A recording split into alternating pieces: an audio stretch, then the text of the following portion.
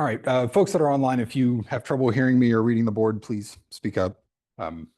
Otherwise, we'll get started. So since it's been a couple of weeks, I thought I would just sort of hit some of the high points of what we've done. I mean, really, this like top two lines is kind of the big thing from the particle to field transformation, right? We go from a model where we have particles interacting with each other to one where we have particles interacting with fields. And for a simple fluid, the basic structure of the theory looks kind of like this. There's terms in this effective Hamiltonian that involves the potential field and the inverse of the potential. And then there's this other term that's n log q that depends on the nature of the molecules and how they interact with the field. And so again, for the single component simple fluid, that's just this 1 over v integral of the Boltzmann factor of the particle interacting with that field.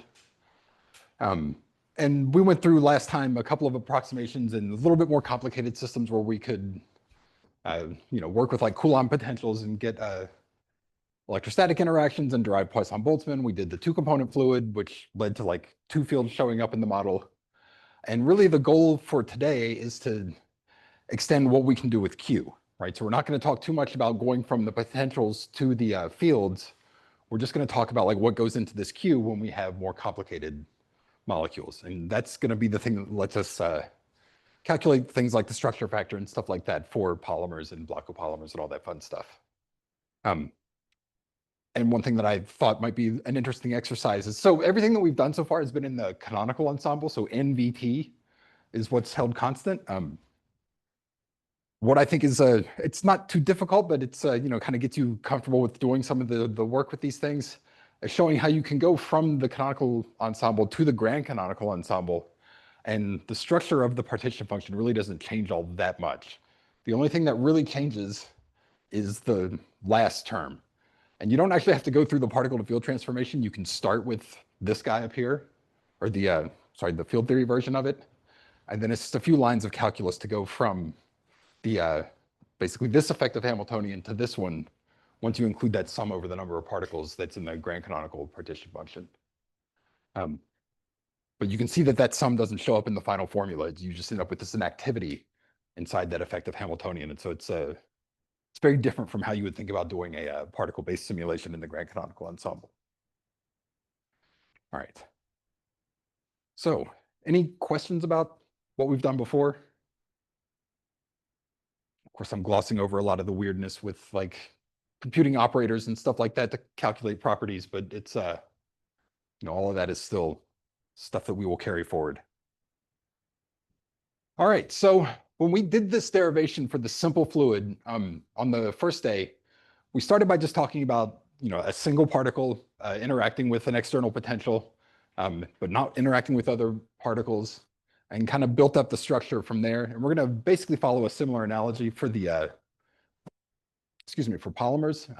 And I'm not going to belabor the, kind of the underlying molecular picture all that much for the polymers, but the basic idea is that, in the absence of any other interactions, we're going to model the polymer as a random walk, right? So it's going to obey the same statistics as a normal Gaussian random walk or a diffusing particle, except now, instead of the particle doing random walk in time, it's going to be a random walk in space as you move along the backbone of the polymer, right? So if you can imagine, like, sort of the fruit fly of the polymer world is polystyrene, right? It's one of the few structures I can actually draw. And the number of monomers that you get is anywhere from like 10 to thousands, or I guess maybe 10,000 is about the upper limit on polystyrene. And if you have a reasonably high molecular weight polymer, this thing is just kind of doing a random walk in space. And we're going to model this as, a random walk literally, right? So we would have to zoom way in to see any of this molecular architecture. But we're just going to assume that this thing is some kind of random walk where we'll have interaction sites kind of distributed along the backbone, and they will preserve the end-to-end distance of the molecule, right? That's the idea. And so the thing that we're going to be thinking about is really going to be like the red picture of the molecule, where we're just going to say that there's some finite number of interaction sites that represent the contour of the polymer. And we can change that discretization, and really the physical thing that we're going to be mapping between the random walk model and the underlying real polymer is the end-to-end distance, not necessarily the number of monomers. Okay. And what I mean by that is that we could represent the same polymer with random walks that have like different discretizations, right? So if I make, say, just a really coarse discretization, maybe it's just 3 beads, that would be a different kind of random walk that represents the same molecule. All right, so, hey Josh. All right, so to formalize this a little bit, specifically the model that we're going to use is the discrete Gaussian chain.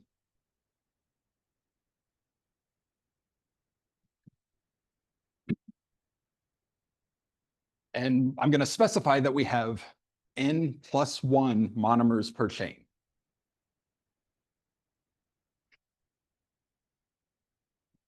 And so big N is going to represent the number of bonds in the molecule, okay? So for example, the red guy would have 1, 2, 3, 4, 5, right? So this would be N equals 5. And the blue guy would be N equals 2. And so these are going to be just different ways of representing a random walk, and they'll have different sort of characteristic step sizes in that random walk. And so then there's going to be a bonding potential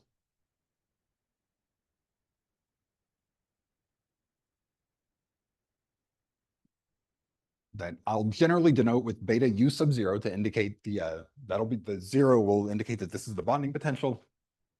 And for a single molecule, S will be the index of the chain. And so we loop over 1 to N.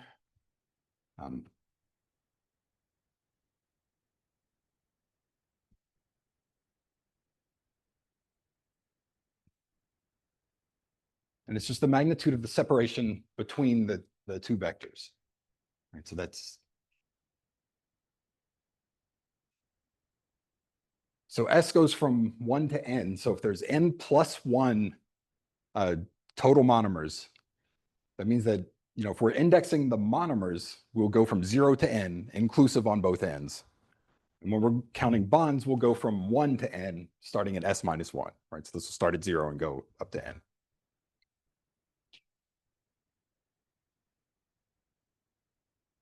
All right. And this prefactor here, so this is just kind of the canonical choice that people make for this model. This combination of constants will lead to something convenient down the line.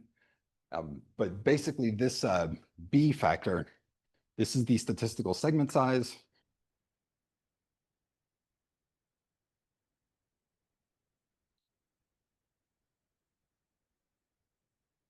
Or in other words, it's the characteristic length of one of these steps in the random walk. And of course, that's going to depend on the resolution of the random walk that you're using, right? So B for the red model would be different from B for the blue model.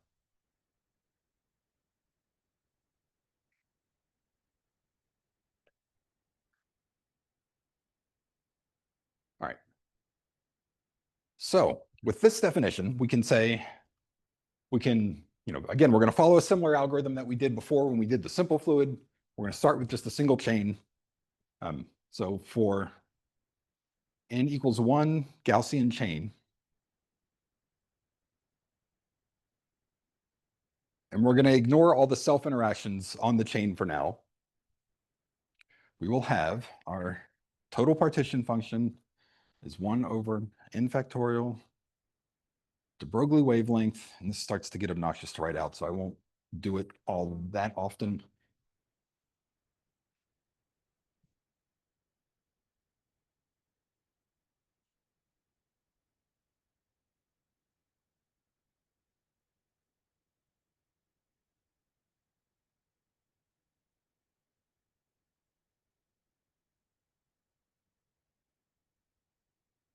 All right, so that's just the total partition function for this system. And then we can exactly solve this in a couple of limits. Let's, I don't know, whenever I'm trying to figure out how to do these things, I always like to start with something that's really simple, but is tractable to write down.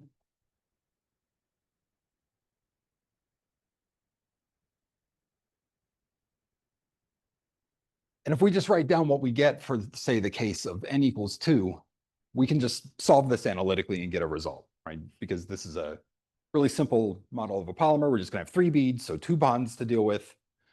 And so we'll have Z equals 1 over n factorial. Again, I'm leaving the little n's explicit so that you can see where they would show up, but it's maybe not necessarily necessary to keep them around if you don't wish.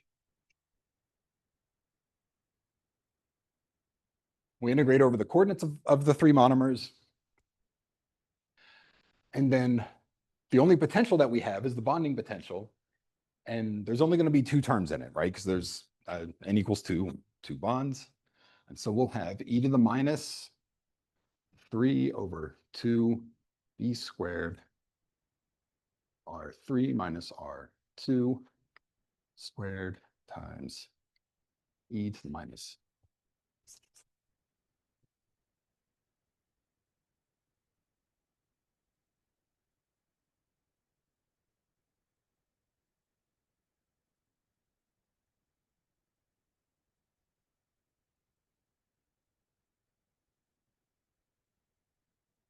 And then the way that you have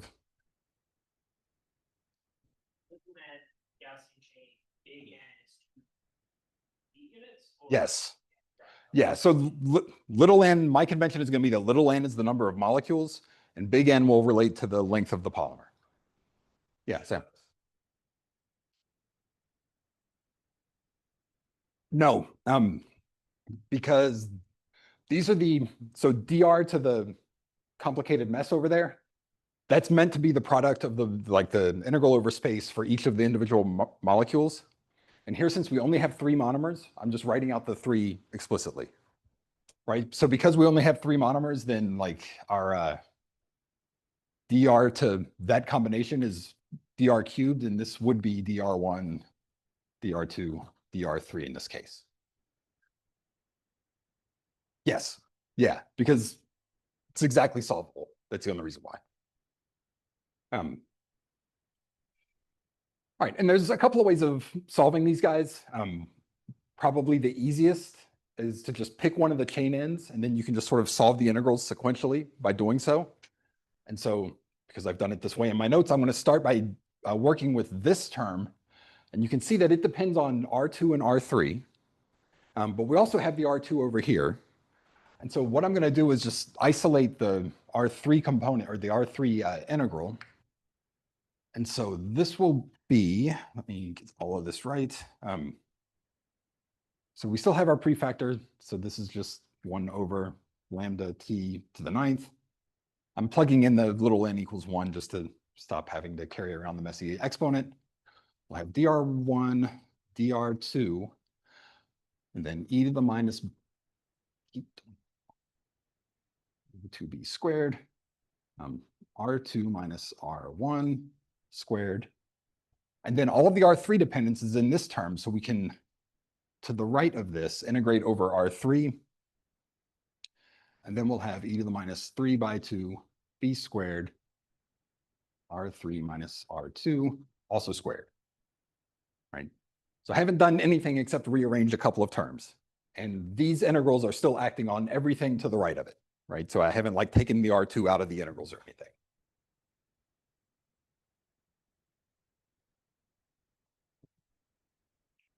All right, so this guy we can solve analytically, because again, if we think about what this integral is, what it represents, if we just look at this term by itself, is for some value of R2, that's at some point in space, we're integrating over the position of R3 everywhere, right? And then this integral that's over here is the one that's moving R2 around, but if we can solve this guy for some R2, then we're done with this term, right? And so what we can do is just focus on this guy, this dr3 e to the minus 3 by 2 b squared r3 minus r2 all squared. We can do a change of variables. And so again, this is an integral over R3 where effectively R2 is a constant. And so we have, let me see, where did let's go. We can define a new variable that's just the difference between these two guys, R3 minus R2. And then say our dr3 is going to be equal to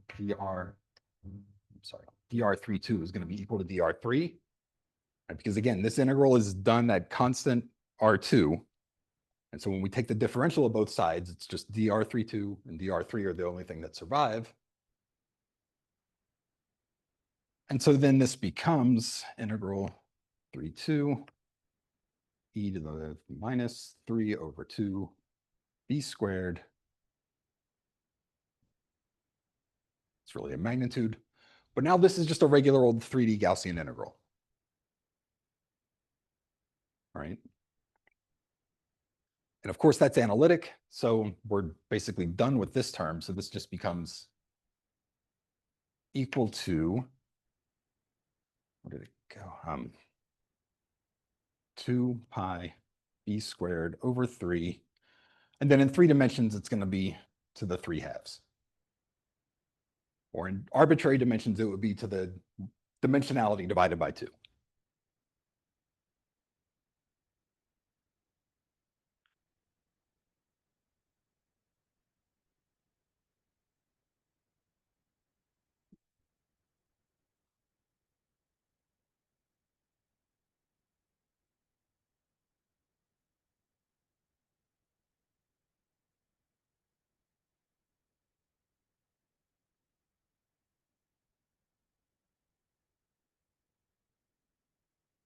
Questions about this? Yes.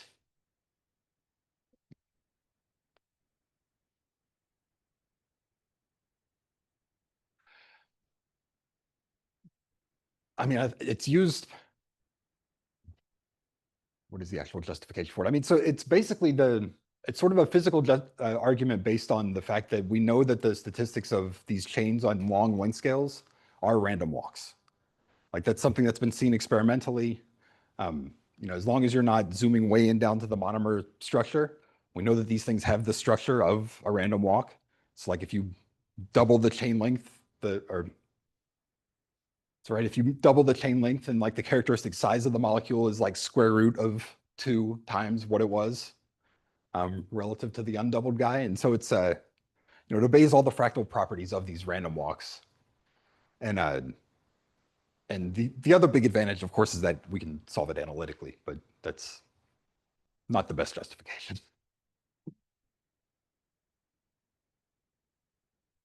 Yes.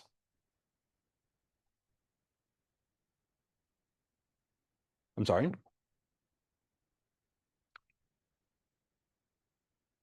Oh, that's not something I'm going to be able to do off the top of my head, but it's basically if you can derive a Fokker-Planck equation for the process of like growing the chain step by step, and it's exactly the same as a random walk. Doing this versus like an actual Brownian motion kind of random walk. Where the difference is that instead of time being the variable where you take the steps, it's along the position of the backbone of the chain. Yeah, I don't know. Yeah. All right.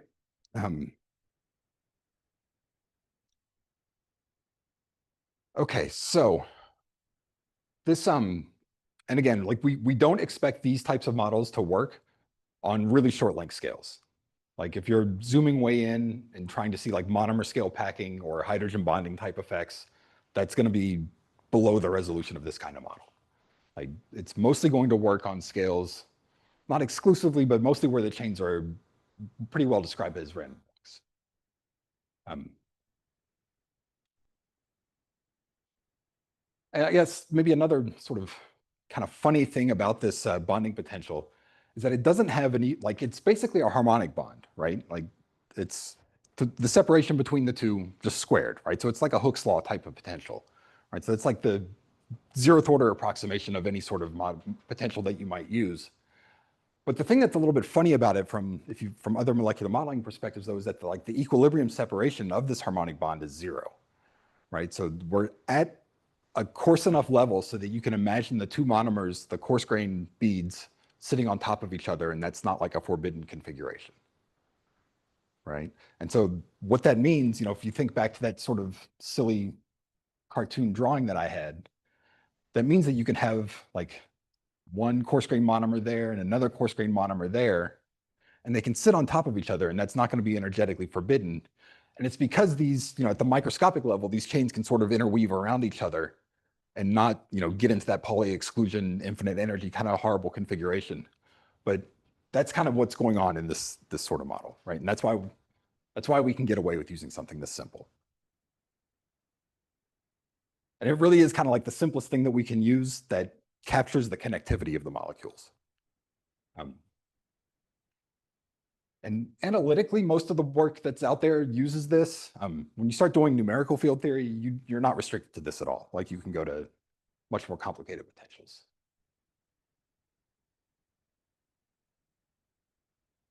All right.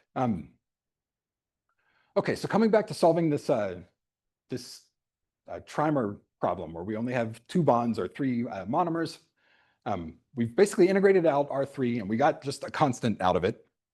And so then the only thing that's going to be left, so now we have our Z is 1 over lambda T to the 9. We have 2 pi B squared over 3 halves. And then we have integral dr1 and dr2 left. Theta 3 over 2 B squared R2 minus R1 squared. All right, so that's what we have left from here after we've done this integral of this term. But basically, we can play the same game where now we interpret this thing as integrating dr2 at fixed dr1. Right, it's the exact same argument that we did before, and it's going to give us another factor of this constant. All right, and so then what we end up with is 1 over lambda T to the 9, 2 pi B squared over 3 times 2 over 2. And it'll be clear why I'm leaving that 2 explicit here in a moment. And then dr to the 1. And then this is just integrating. Now we've integrated out that exponential, so it's just an integral over space. And so this thing is just going to give us a volume. Right, so now we have lambda T to the 9, 2 pi B squared by 3, and I'm going to suggestively replace that with an n and then just times v. Right, and this is the general pattern for an n-step random walk that we use to describe a model, a polymer that's not interacting with anything else. So it's like an ideal gas type of polymer where we just have, where we're going to pick up one of these sort of prefactors from integrating the Gaussian for each step. Yeah, Will. Mm-hmm.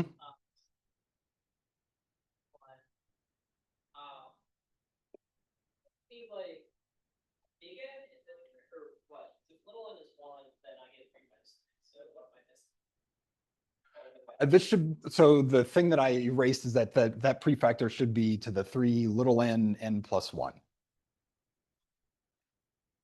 And I think yeah, it should be right. So then we could plug that back in the last step. Again, back in, right? Yes, yeah. So the sort of general result is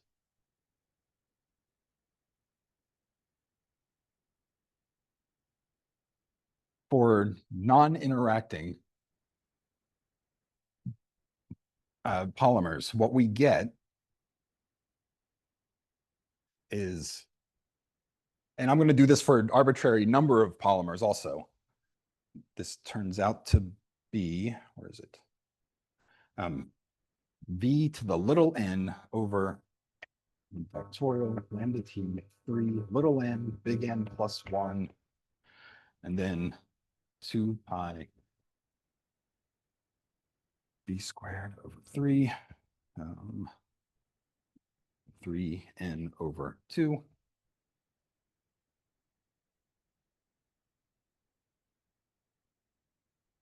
Oh, sorry, this should be 3 big N little n over 2.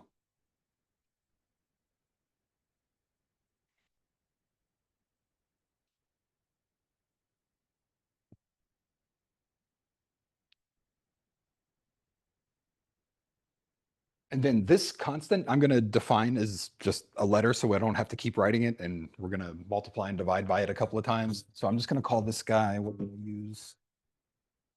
Where did it go? G0, right? So the stuff that's in parentheses is G0.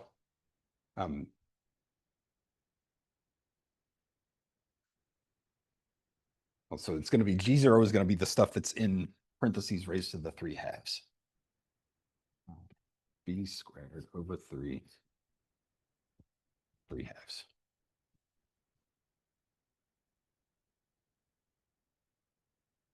So that's just going to be a handy constant for us to multiply and divide and eventually ignore down the line.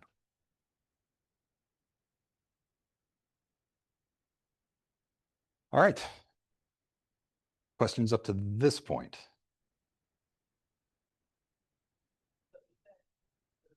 Was the length, right? Yes, it's the step size. Or It has dimensions of volume, but it is,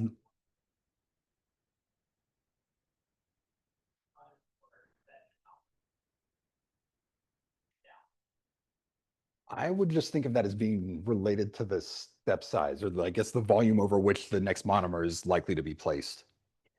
Yeah. And it's a three-dimensional step, right?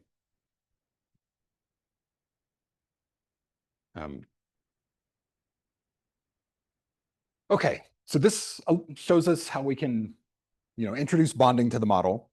And now we want to introduce bonded things interacting with fields. That's like the next wrinkle that we have to deal with.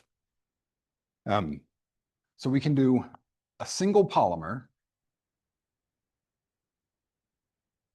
So that means little n is 1, interacting in an external field.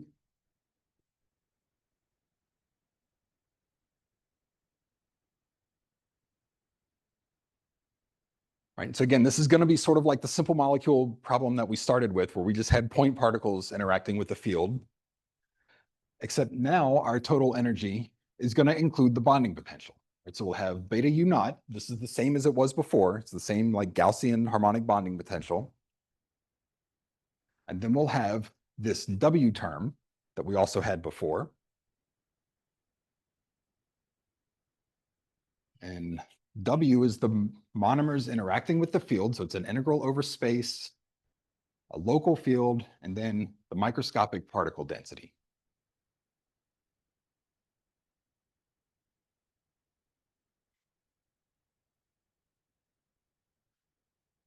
And we're going to, of course, define our rho hat the same way, except now we have to sum over both monomers and in the future we'll have to sum over molecules also, but for now we just sum over monomers. So this will go from 0 to n.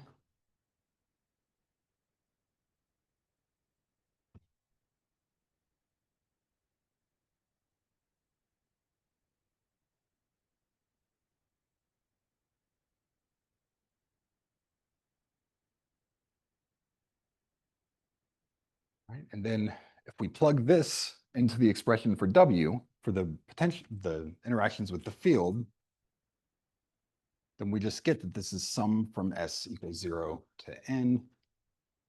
Little w are evaluated at the particle, the location of that monomer.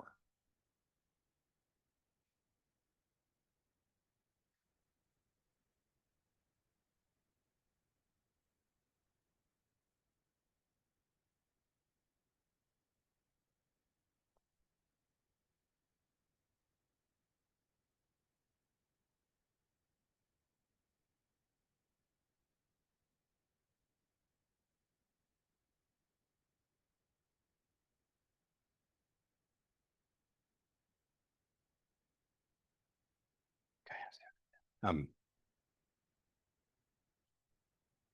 all right, and so where we're going with this is going to be, the path that will let us define the molecular partition function for a polymer. That's where we're headed with this. So like the capital Q, except now for a polymer is what we're going to have.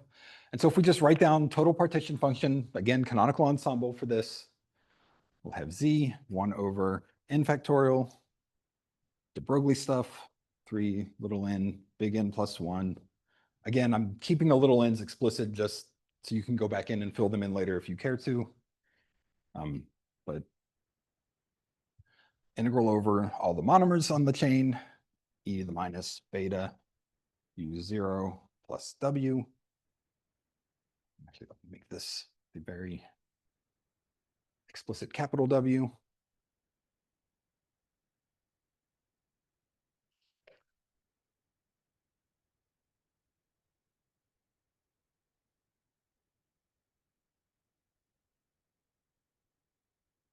And then I'm going to multiply and divide by the factors of G0 that we need.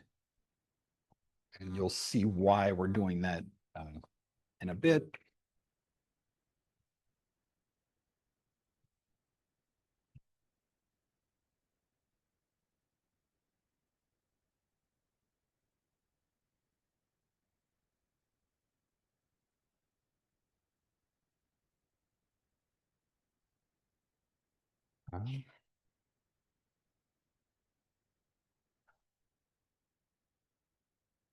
All right, so I'm going to jump straight to defining the molecular partition function based on what we have there, because basically we have the information that we need.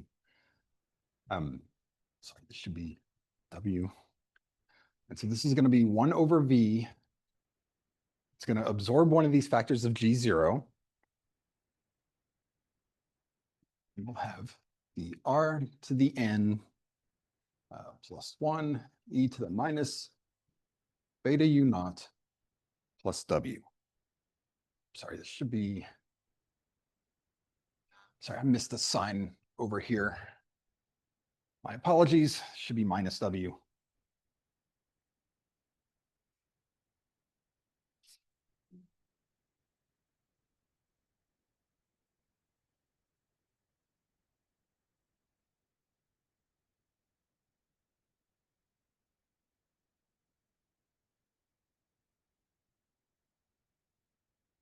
All right, so this is going to be our definition of Q. So our partition function for this simple system, lambda t 3n n plus 1.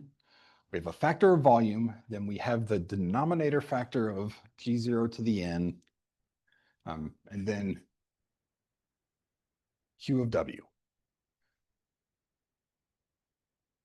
And then this Q of W, if I write this whole thing out, and we use the expression for the bonding potential. So this is momentarily going to be a bit messy. So we have our prefactor G0 to the n over volume. And then we have big N plus 1 total integrals inside of this guy. All right, so we have dr1, dr2, all the way up to, sorry, it should be dr0 and 1 all the way up to drn. That's the notation I want to use here. And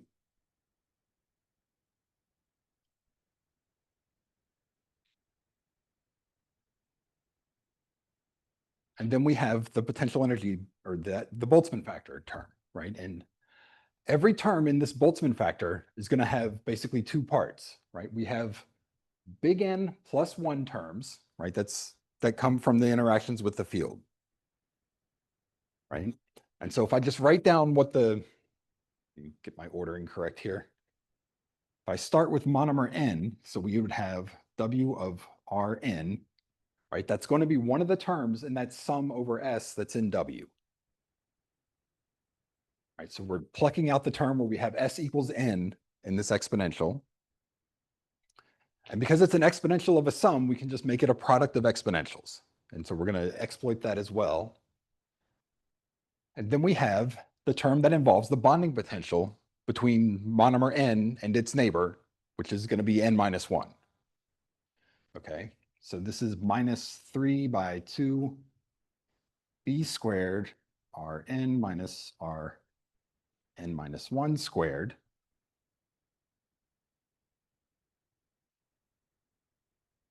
Then next we have the next bonding term, or I'm sorry, the next field interaction term for S equals N minus 1. All right, so I'm just marching along the chain, writing down all of the interactions that involve each monomer as we go. Okay, so then this is going to be, I guess, times, so this is all still inside the integral, e to the minus w of r n minus 1. And then there's a bonding term for this guy between n minus 1 and n minus 2, and so on. Right, and that's going to continue on all the way down the chain until we get to e to the minus 2b squared r1 minus r0 all squared times e to the minus w of r0.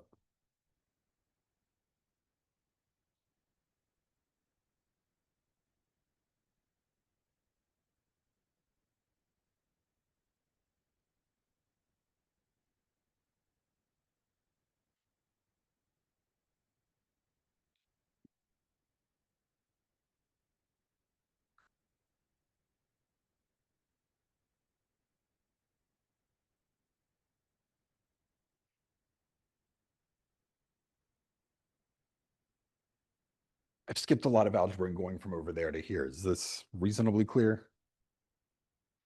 The main thing that I've done is just change the order of things and use the fact that the exponential of a sum is just a product of exponentials. Like those are the two main math things that I did.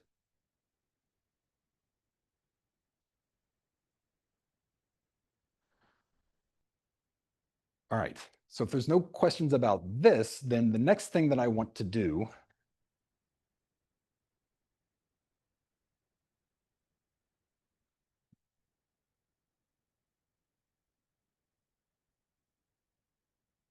is a couple of things to abbreviate the notation. So the first thing is an easy one where I'm just going to start writing W sub n to indicate like the nth term or the functional dependence on particle n, right? So this is going to be the shorthand for that. All right, so that's the first thing that I want to do, and I'll try to remember to say in words where the things depend on particle coordinates, but if it's ever unclear, don't hesitate to ask. The other thing that I want to do is to define, I want to get rid of these bonding potentials, and I'm going to define a bond transition probability.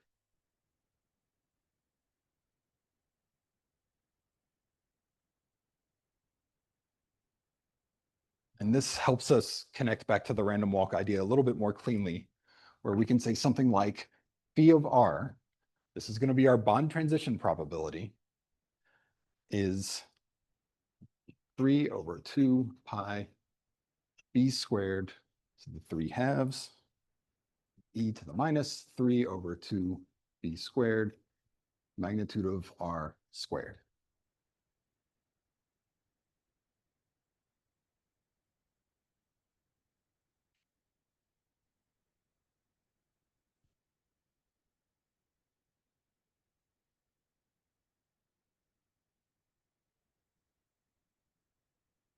And so then that lets us condense the way that we write this quite a bit.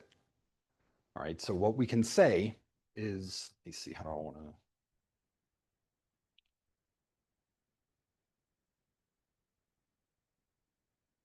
Yeah, so if that's phi, so this is basically the exponential of the bonding term then divided by G0, right? Because G0 was defined as with that thing in the numerator.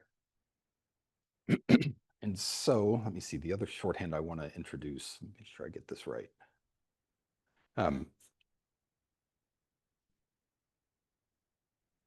So for example, if we have phi of rs minus r s minus 1, right? Those are the terms that we had. That would be 3 over 2 pi b squared to the 3 halves e to the minus 3 over 2.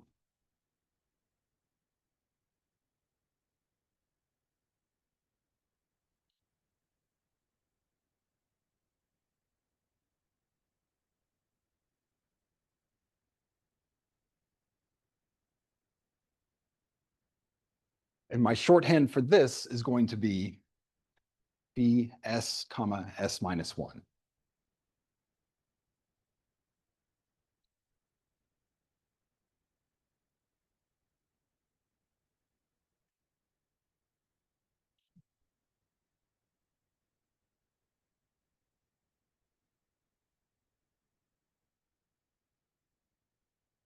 And so everywhere where we have one of these exponentials, we can replace that with a phi if we divide by this G0, right? And all of those factors of G0 will cancel out with this guy in the prefactor. And so all we're doing is normalizing this bond transition probability, right? We're making it so that this thing integrates to 1. And so what we have, once you make these substitutions, is 1 over V integral dr0, dr1, up to drn. And so then the shorter notation that we'll have for this, n minus 1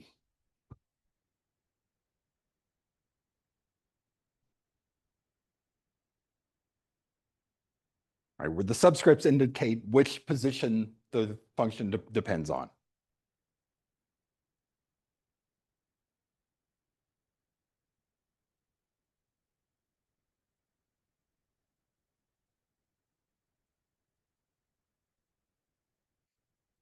And the other important thing that we've embedded in here that I didn't say explicitly is that if we integrate over all space, this bond transition probability, this is just 1. It's normalized.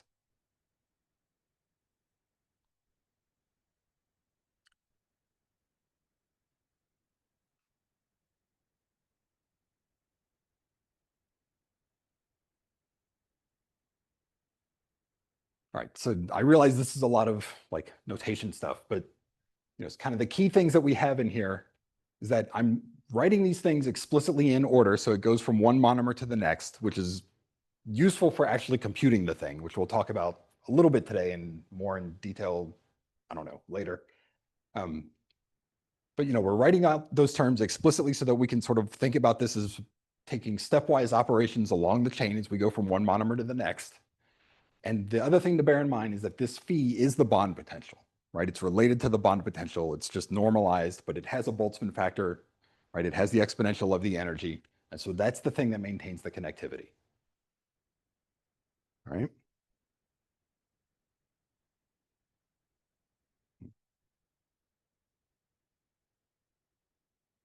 Let's see.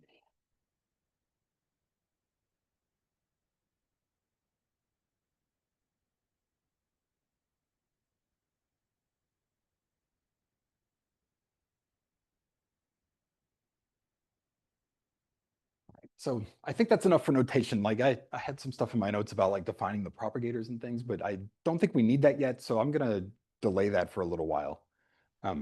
So are there any questions up to this point? Because now I think we're ready to turn the page and go to many chains interacting with fields or interacting with each other. Sorry.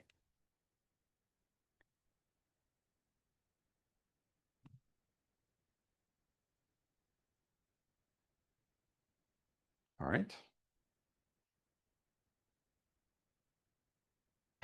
Just for the sake of cleanliness, I'm going to make a new board. All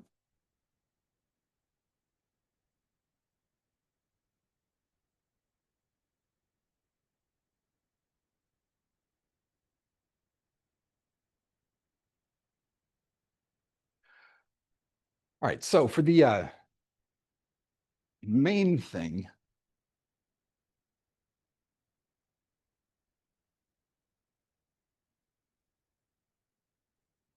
so I'm going to talk through two different polymer models that are pretty common.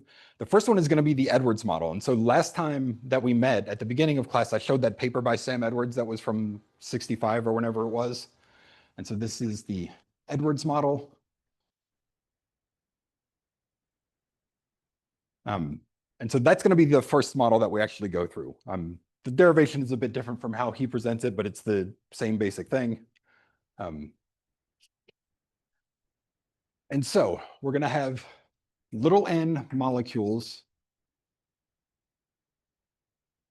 each with big N plus 1 monomers.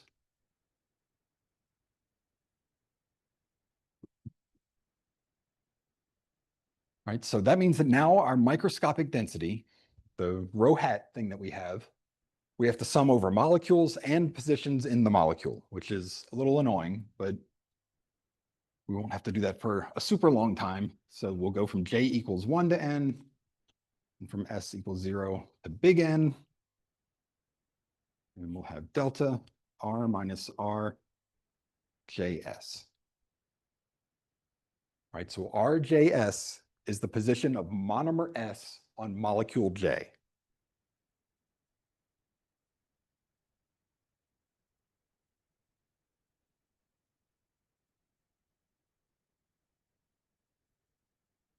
Our bonding potential, so our beta U0, it's going to be basically the same form as before, except now we'll have contributions from each molecule. So again, we have sum over J. And so we're going to assume that all the bonds are identical. Then this will be RJS minus 1 minus RJS squared.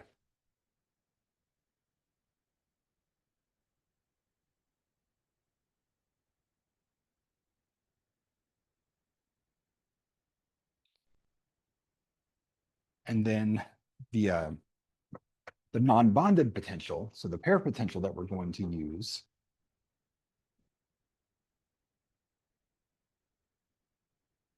is going to be, right, so this is U of R, our little U of R. So this is the one that's like inside the double integral. This is going to be KT times an energy times a delta function. All right, so we're going to use the really simple pair potential where there's going to be an energy penalty for these things that overlap. And these ingredients, it's really just these two things, right? The fact that we're modeling the polymers as random walks, and we have this as our pair potential. This makes this a model for polymers in an implicit good solvent, right? And we're going to restrict U0 to be positive, right? Right, so U naught positive, this means that we're an implicit good solvent.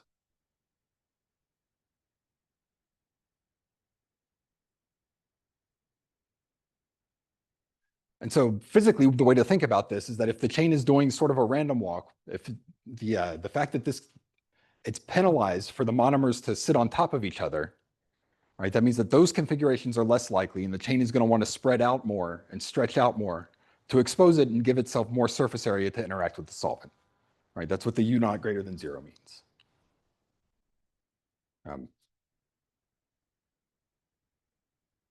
All right, so let's see. All right, and then our total energy, total bonded energy is going to be U naught over 2, integral dr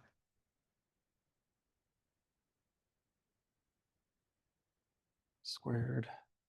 Then there's a self-interaction term that we keep. That again, we're just going to throw into the prefactor, but this is the total non-bonded part of the potential energy.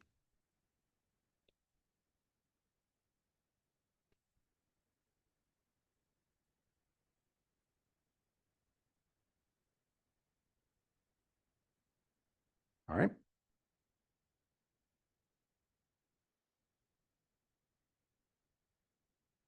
All right, so with the model defined like this, now we start the particle to field stuff. Okay, so we write our total partition function, get all my prefactors. So we have 1 over n factorial, de Broglie stuff. We start with the particle version, so we have little n times big N plus 1 monomer coordinates to integrate over. And then we have e to the minus beta U naught minus beta U1.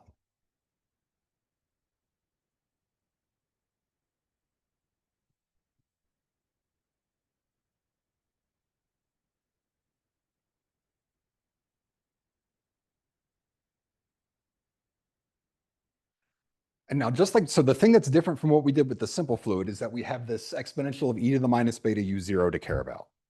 But when we invoke the particle to field step, and so that means using the Hubbard-Stratanovich transformations or those Gaussian functional integrals, the thing that introduces the W, we don't actually care about that, right? The only part that we care about is the beta U1 term, right? The stuff that maintains the connectivity of the molecule doesn't affect how we go from particles to fields, right? So this e to the minus beta U1, right? This has the Gaussian form, right? So this is e to the minus u naught over 2. Let me make this, I guess, squiggly because I'm going to throw out the constant dr rho hat of r squared. Right, so this is our Gaussian form. And so then we can use that Gaussian functional integral so that this is dw e to the minus 1 over 2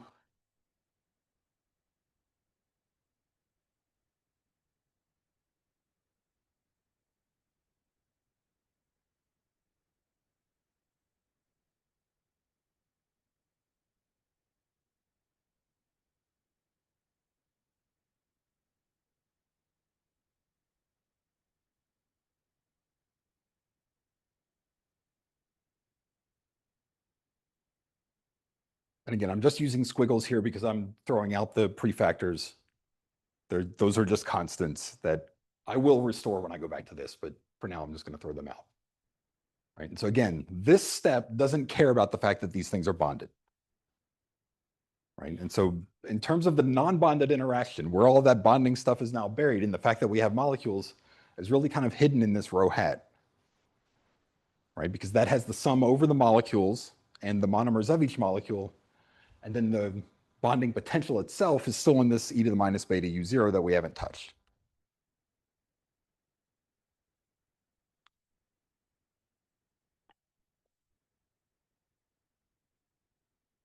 Okay.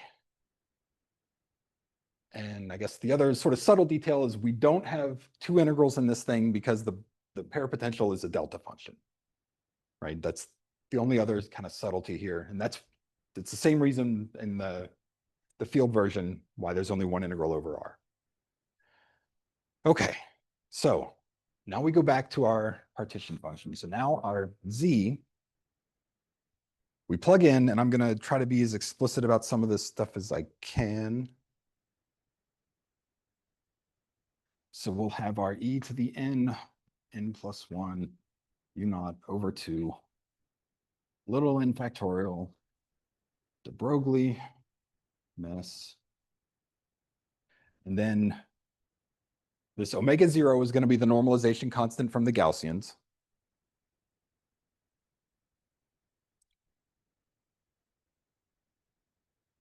And then we haven't gotten rid of the particle coordinates yet, so we're still going to have those. So now we have path integral over all the fields and integral over all of our freaking particle coordinates. All right, so everything is still kind of a mess. And then exponential of everything that I hopefully haven't missed. So we'll have e to the minus, we have 1 over 2. Oh, shoot. I missed the factor up here. This should be 1 over 2 u0. So from the constant prefactor on the Gaussian. Right. The magnitude of the potential should show up somewhere, I would hope. All right, so it's this guy, integral dr w var squared minus I integral dr rho hat r, and then minus beta u naught.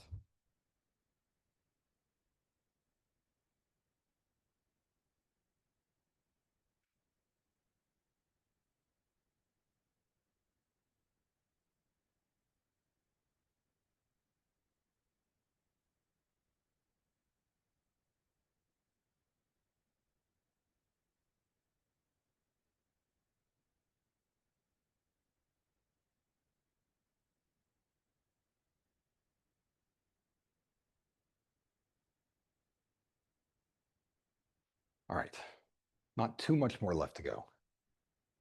The last step is going to be to just grab all the terms that depend on particle coordinates explicitly. Right? And so for us, that's going to be beta U0 that has explicit RJ and RS in it, and the rho hat term. All right, so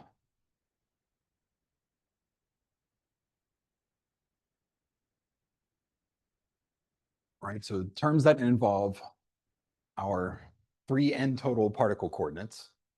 And so we'll have integral dr to the little n, big N plus 1,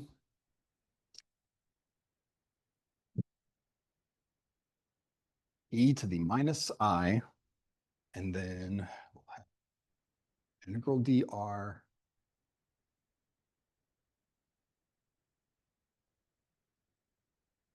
so that goes 1 to n, 0 to big N, delta of r minus r js. And so that closes that term. And then this is going to be multiplied by the Gaussian term. Make sure I get this right. Well, let's just actually times e to the minus beta U0, which again, the beta U0 still has all of the molecules in it also.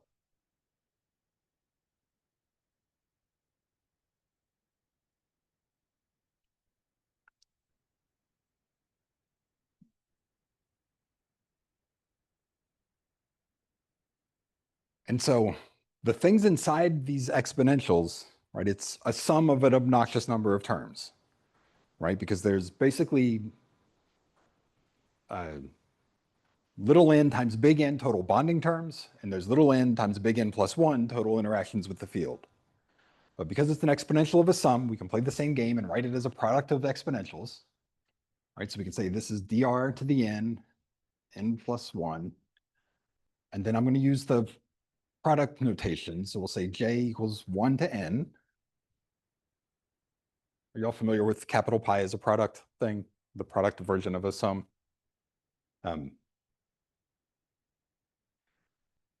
All right, and then we'll have e to the minus I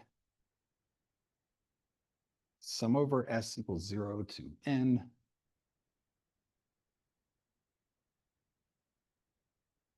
So I've taken the integral over space for each one of those terms so that we just have the field evaluated at the position of this monomer, right, of monomer JS.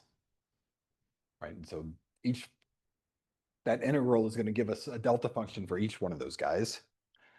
And then we'll have minus 3 by 2 b squared sum from s equals 1 to n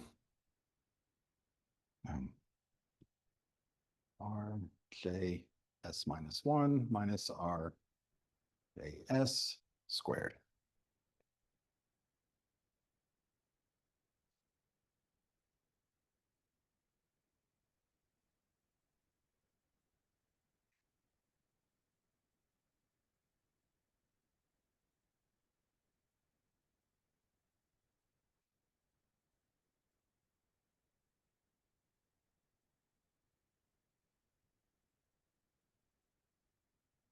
Right. Then the next part is kind of the key step, because what hopefully you can see from this is that the different molecules do not involve each other. Right? There's terms involving multiple values of S, right? Because S is the position along a given molecule, and the bonds are, within a molecule. But there's nothing involving two different values of J, right? There's not a double sum over J or anything like that.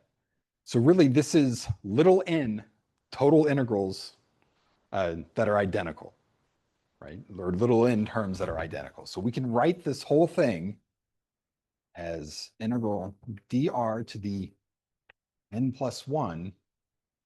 I don't need my product anymore. We'll just have minus I sum over s, yes, 0 to n minus 3 over 2 b squared 1 rs minus 1 minus rs squared. And we close this guy, and raise it to the little n power.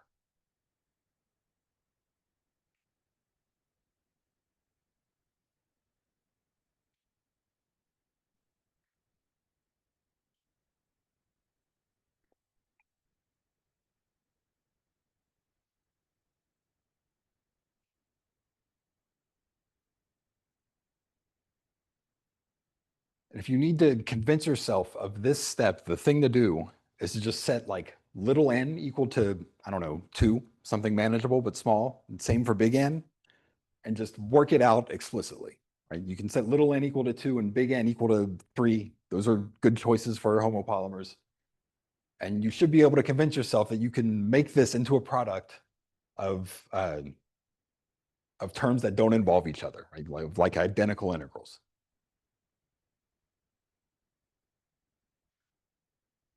All right, and then once we're here, this is basically back to the form that we had when we defined the polymer molecular partition function of the molecule interacting with the field. Right, so we have the bonding potential for all of the monomers or connecting each pair of beads. Then we have interactions with the field, which it's now complex because we have this imaginary unit. But if we just play with our prefactor a bit, this is just V over G0 to the N times Q of IW raised to the little n.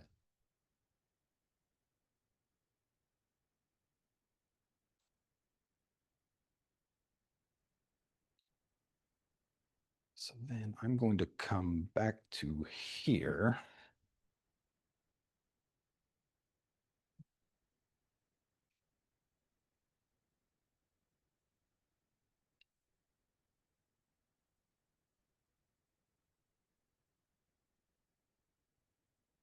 All right, and then we can basically go back to where we had the particle version. And, we haven't, after we defined the model, there hasn't been any approximately equals anywhere.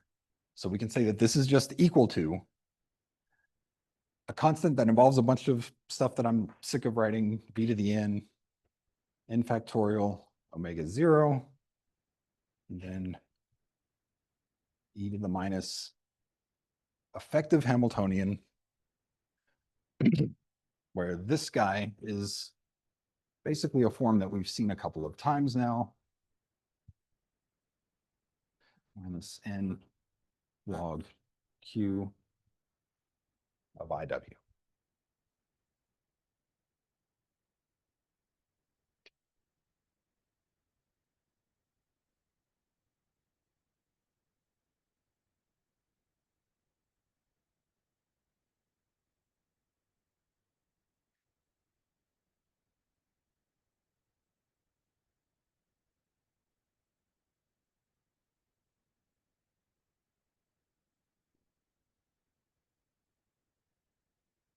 Right.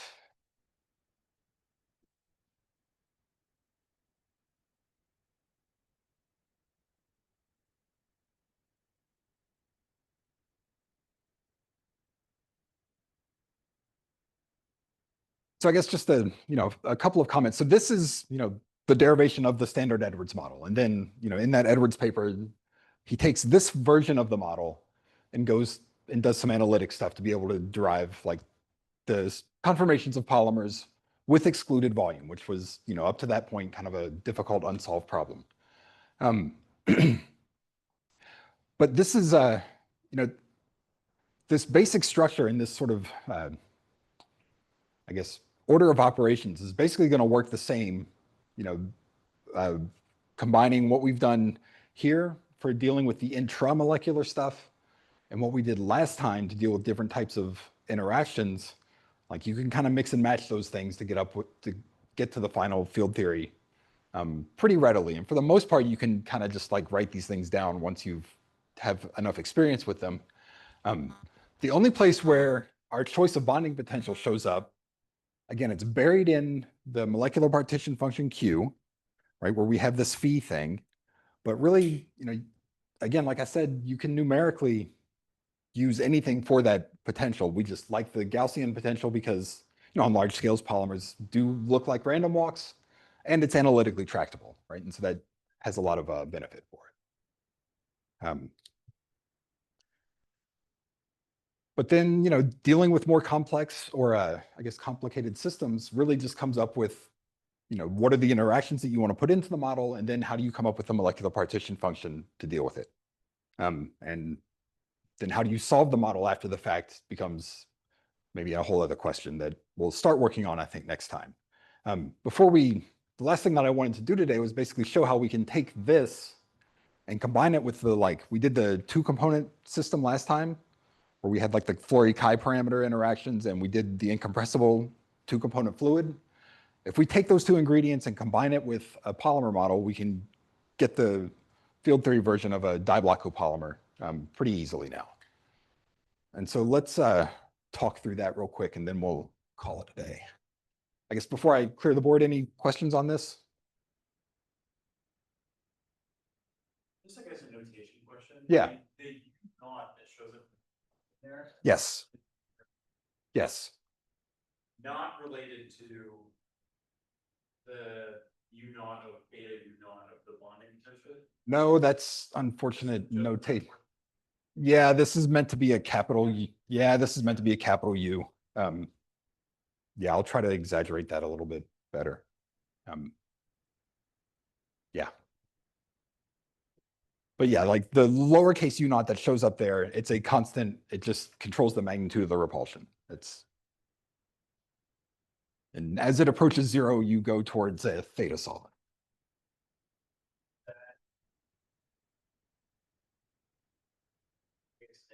Context key network model, is that easily relatable to like the Fourier-Huggins parameter, or yeah, so yes, you can. You have to relate it to the Fourier-Huggins chi parameter, you would want to do a polymer in an explicit solvent.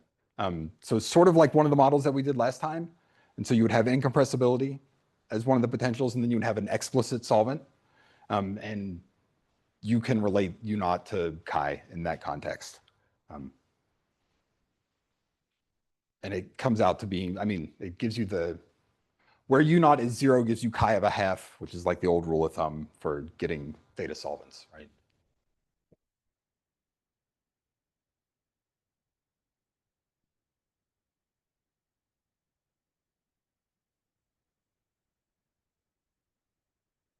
The other thing, one thing that I hadn't seen before, but a nice feature that was in that Edwards model is they actually relate this pair potential to like integrals over these Meyer F functions, if you've ever seen those correlation objects.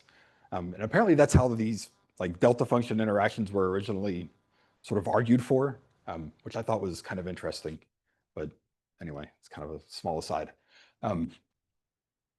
So if we do the diblock copolymer,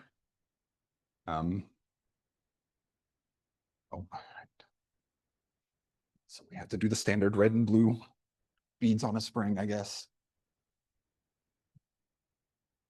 So we're gonna...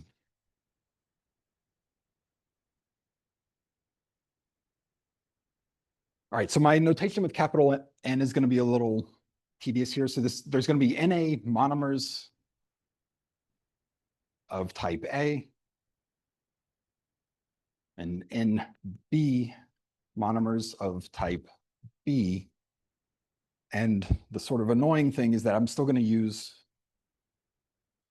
Na plus Nb is going to be big N without a subscript is still going to be number of bonds.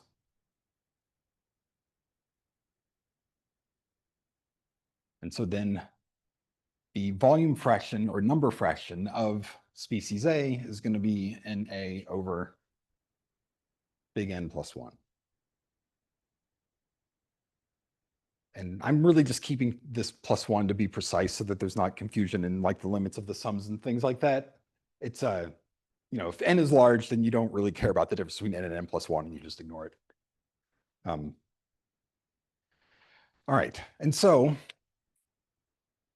the way that this works, and I guess the only thing that's really different about dealing with a block copolymer or polymers of different species is that now when you go through this particle to field transformation, each monomer potentially can interact with a different field. All right, so if you remember when we did the binary fluid, like monomer A interacted with a field that was like IW plus minus W, the minus field, and monomer B interacted with IW plus the W minus field. And basically that exact same thing works out here, right? So A is going to interact with the fields in one way, and B is going to interact with them in a different way. And that's really the only difference that's going to take place as we go through the particle to field transformation. Right? So in other words, the way that we can think about the molecular partition function of this guy, so it's going to depend on two fields, WA and WB. So then this will be 1 over V integral dr integral over all of the monomers. Then we'll have e to the minus WA of R. Do this 0. Then we'll have the bond transition probability between bond 0 and 1. And well, let me just write out the dependence on this just to be clear. E to the minus WA R1.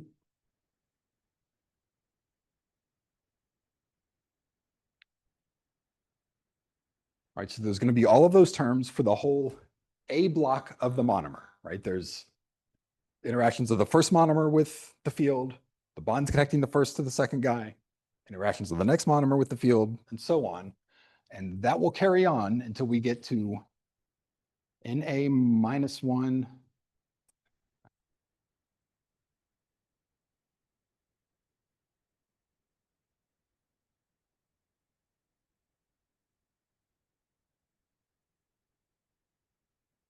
Sorry, it should be Na plus 1. So where the subscript is Na plus 1, that's the first B monomer.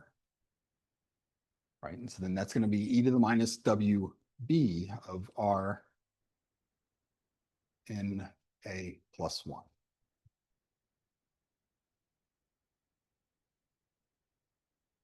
So I guess maybe this will be a little bit more clear if I make this WA explicit.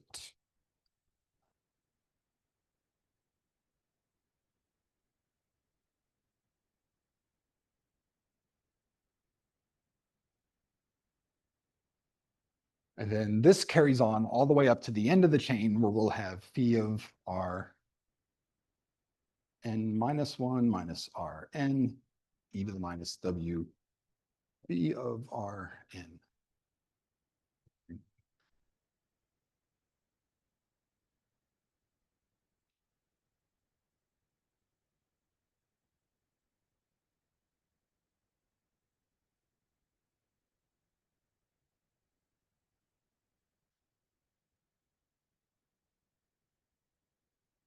Okay, so the molecular partition function is different, right? But again, the key idea is that the monomers of different chemical species interact with different potential fields, right? And then the kind of standard, we're putting it in quotes, diblock model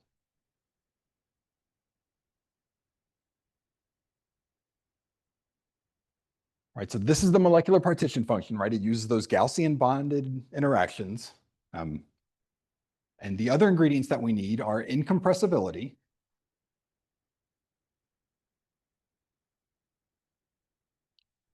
So in other words, we're going to throw in our partition function a delta function that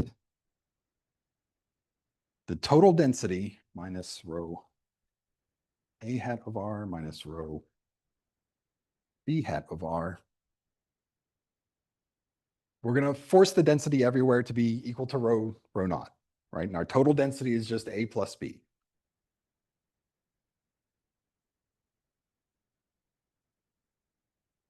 Right, and then we'll have this Flory repulsion between the dissimilar monomers.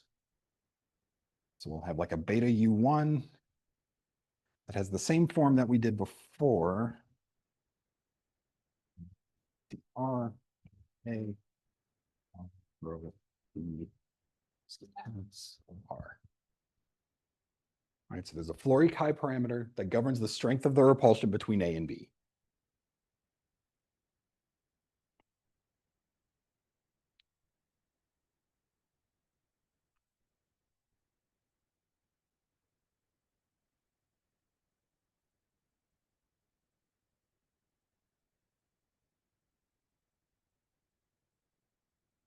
So if you want to be able to work with this stuff and understand it, I really encourage you to go through all the details of the derivation. I'm not gonna be explicit about all of it because, these are things that the ingredients are all here for things that we've done as long as this first step makes sense.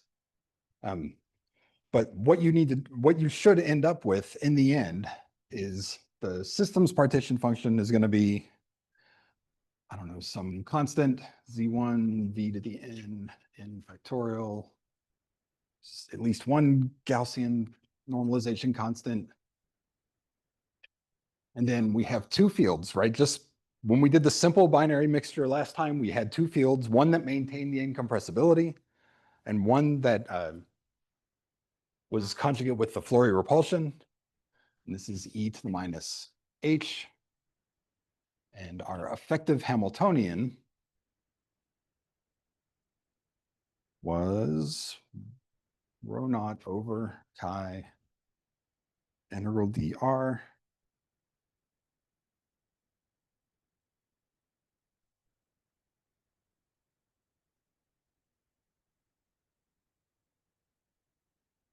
plus of r. And then we have minus n log q for the diblock. It depends on two fields, WA and WB.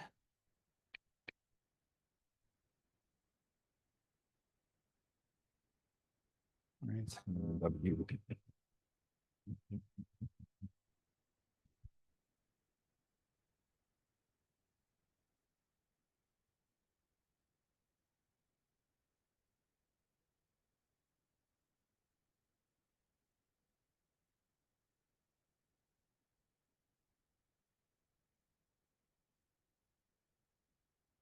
And that's it. Again, if you have your notes handy or remember from last time, this top line of this effective Hamiltonian is exactly the same.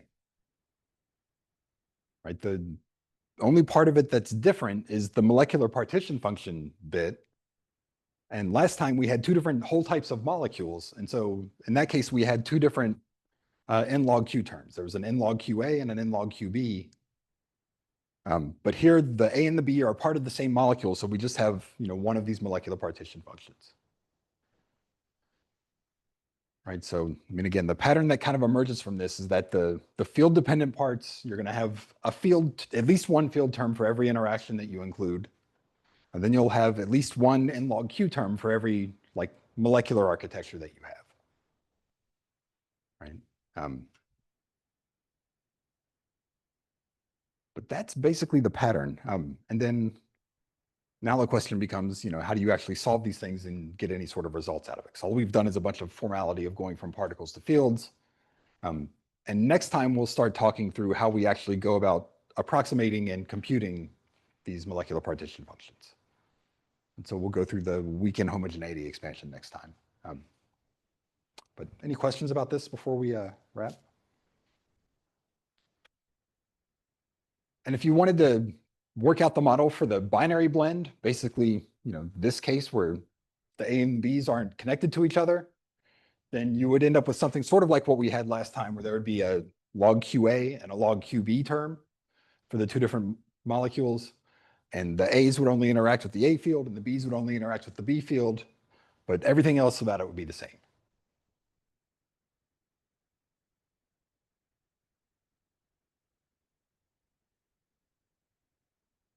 All right.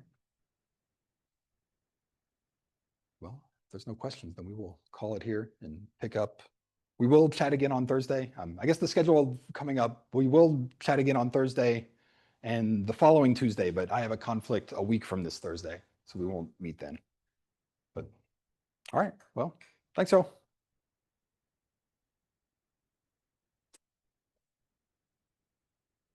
You're welcome.